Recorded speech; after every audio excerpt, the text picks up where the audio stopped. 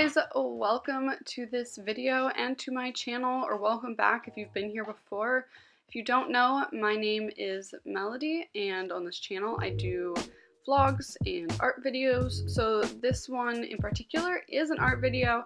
It was my first time using this type of paper. It's the Arches hot press watercolor paper. I have never used a hot press paper before, and I've never used an Arches paper before. So I don't really have a cold press Arches to compare it to, though I believe the main difference is in texture. The cold press tends to have a lot more texture to it, and the hot press is supposed to be smoother. Though I will say there is enough texture and enough tooth that when I was sketching, it was pretty comfortable and the pencil seemed to lay well on the paper, but it did also erase really well later when I was trying to get rid of some of the dark lines so that the sketch wouldn't show through in the painting as much. As you'll notice, the pencil I'm sketching with is tiny. I really need to get one of those like pencil extender things, and I really struggled getting this eraser out of its container. Anyway, the pencil is tiny, and I can't remember what kind of pencil it is, but it's an erasable red pencil, but it's not red, if that makes sense. Like, it's not the same red as the Ticonderoga or the erasable Prismacolor. It's like almost a little bit more of an orangey red, and I really like the color. I know I got it from a Scrawler box, so if I go through my past videos, I can figure it out and buy a new one, which is probably what I need to do.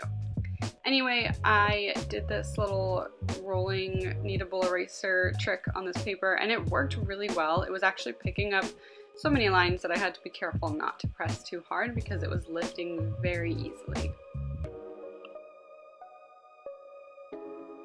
So, like I was saying, this is my first time using this paper. I actually bought it over the summer, so it's just kind of been sitting around, and I got it on sale, so the paper wasn't as expensive as it normally would be.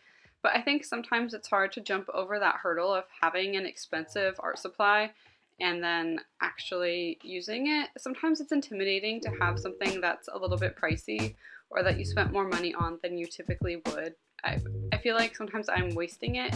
Like, I'm not good enough to be using this supply yet because it is a more professional supply. I know there's paper out there that's more expensive, but in my case, sometimes even my Holbein gouache, sometimes it's hard for me to break it out and use it because it's such an expensive supply, and I feel like I don't quite know how to use it yet, but I'm never really gonna learn how to use it until I just start using it. So don't be afraid if you have those expensive supplies, just use them because you have them. You might as well use them, and you're never gonna learn how to use them if they sit and just collect dust for a long time, especially if they're gifts. If they're gifts, you know, maybe make something for the person who gave it to you, or, you know, just break out of your comfort zone and use that thing that's a little more expensive.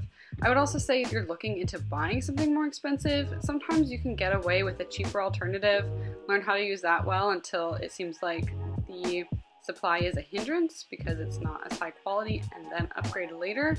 Or buy it at Michael's or Blick's or somewhere where you can find coupons pretty easily, and wait until you have a nice coupon and get it for quite a bit cheaper.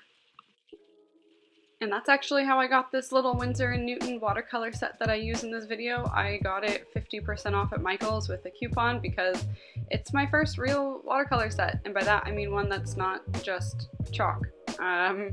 I kind of want to upgrade and play with other sets, so maybe in the future you'll see some of that.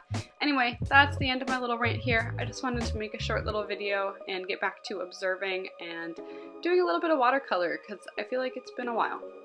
So make sure to like, comment, and subscribe if you haven't already. I'll see you guys in the next video. Bye!